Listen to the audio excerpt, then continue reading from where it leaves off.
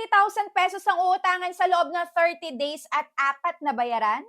Yan nga yung bagong loan application na re-reviewin natin at sisilipin natin dahil ayan, may nag-PM nga sa akin at sabi niya is paki-review daw itong Lendra loan application na kare-release lang daw nitong July 2026. So kung makita nyo man yung loan application na to, huwag nyo munang i-install, panoorin muna natin yung video na to hanggang dulo para makapag-decide nga kayo kung itutuloy nyo pa ba yung paglo-loan dito or ayan, skip mo na lang. So wag na nga nating patagalin, simulan na natin. So hi guys! Welcome back again to my channel and kung bago ka pa lang dito, huwag mo kalimutan mag-subscribe at pindutin mo na din yung notification bell para lagi ka maging updated sa mga next uploads ko. And disclaimer lang, hindi pang ihikayat yung video na to, so this is for educational purposes. This video is for educational purposes and awareness para nga magkaroon kayo ng idea or heads up bago kayo mag-loan sa isang loan application. So itong re-reviewin nga natin ay ang Lendra na yes, makikita sa may Play Store and na-install ko na to. Chinek ko nga sa SEC, yes, nakalagay naman is registered. So ito nga yung makikita sa my application nila. Ang maximum daw na pwedeng mautang ay up to 60,000 pesos. At may sample computation nga sila dito. Sige, tingnan muna natin. So sa may 6,000 pesos dito na uutangin mo daw, sa loob yan ng 120 days, kalabas lang na interest ay 473.42. Kaya in total lang nababayaran is 7,183.55. Ang liit, di ba? Pero totoo kaya yan? So, wag kayong magpapalin lang agad. Wag tayo agad magpapapaniwala. So, dito nakalagay din sa kanila no hidden charges. Sana totoo din.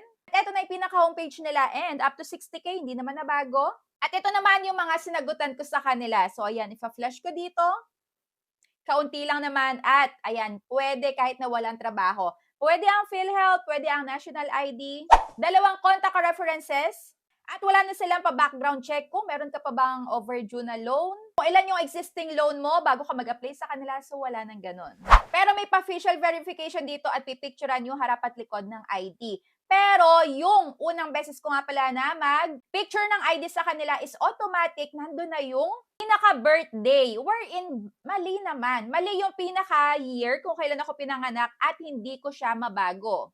So, hindi ko siya ma-correct and medyo nagtagal ako doon. Kaya, binago ko yung aking ID and ayun, umokay na siya. So, akala ko mag-i-stuck na ako doon. Pero, ayun, okay naman. At eto, yun lang. After ko nga mailagay lahat ng details, ay eto na yung pinaka bumungad sa akin. So, nakalagay application submitted na. Pero wala pa ako dito nakikita kung magkano ba yung offer nila. So, nakalagay nga under review, pero kailangan pa dito maglagay nga kung saan daw ipapadala yung ilo-loan. So, eto nga under review na to, inabot lang naman ng ilang oras. And no, kinlik ko nga itong home is nakalagay no loans yet. So, ibig sabihin wala. So, ayun, nag-aksaya lang ako ng oras sa may pag-fill up dito, pero no loans yet, wala. Kaya okay na pinanonood nyo muna yung mga ganitong all review para hindi na nga din masayang yung oras nyo at para hindi nyo na din ma-share yung mga personal information nyo at yung ID nyo. Tapos hindi naman pala kayo mapapautang. Pero eto pa nga yun nakita ko sa kanila. So, chinek ko nga yung kanilang ratings at ito ay may 3.1 na ratings.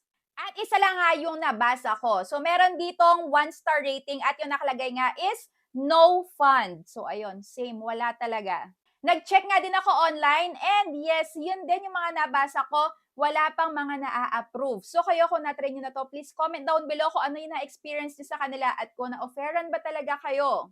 So dito sa may nag-PM sa akin, hindi ko siya maire-recommend sa iyo kung ang gusto mo is talagang on the spot,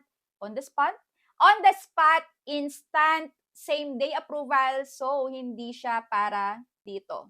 So, hindi para sa'yo yung loan app na to dahil medyo matagal.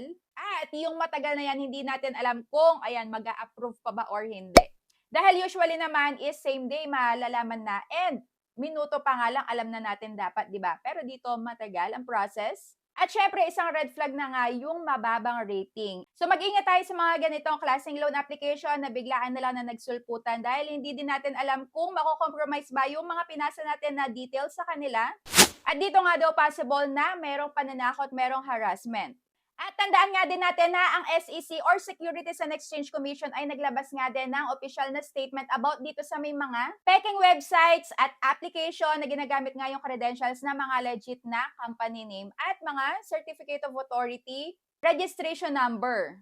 So ako after ko mabasa niyan is, ayan, in-uninstall ko na. Sorry, pero hindi ko na ipagpapatuloy yung pag-a-apply ko dito. Ayan, mahalaga na heads upan ko kayo, nasabihan ko kayo kung ano yung possible na ma-experience nyo din dito. So ako, bago ako mag-uninstall ng isang loan application is nagpupunta muna ako sa settings ng application ko, and then tatanggal ko nga yung lahat ng permissions na inalaw ko dahil hindi naman tayo makakapag-next dyan, next step sa loan application hanggat hindi tayo nag-a-allow. So ako, bago mag-uninstall, tanggal muna lahat ng mga permissions, clear cache ko muna, force stop, and then uninstall. So, ang tanong, may re-recommend ko ba sa inyo? So, ang sagot ko lang is, ayan, hindi ko siya may re-recommend dahil medyo marami ko dito nakitang red flags. And, ayun, matagal nga yung pinaka-waiting time. Kaya kung naghahanap kayo ng super mabilisan, ako, baka hindi para sa inyo yung loan application na to. So, be a responsible borrower and think before you click. At talagang isipin nyo muna bago kayo mag-accept ng mga loan dyan. Lalo na kung baguhan pa lang yung mga loan apps na yan, bigla na lang sumulpot tapos apply kayo kagad. Dahil nakita nyo lang na maganda yung ads nila online. Nako, yun yung iwasan nyo. And bago tayo mag-end, i-share ko muna sa inyo yung ginagamit ko nga na, ayan, yung aking charger from Ugreen. So, ayan, ito, ang daming socket. And tingnan nyo naman, ito yung charger na humahaba. O, diba? So, ganyan kahaba ang charger na yan. And, syempre, bumabalik din yan ng kusa. So, ayan, may magnet din dito. And, pwede nga din dito na ganyan, pa USB type and pa iPhone. Tapos, ito, pa Type-C. At ito naman is, ayan, na babalik. O, diba? So, from Ugreen, 55 watts na nga din pala to. So, mabilis to mag-charge, kaya itry nyo na din.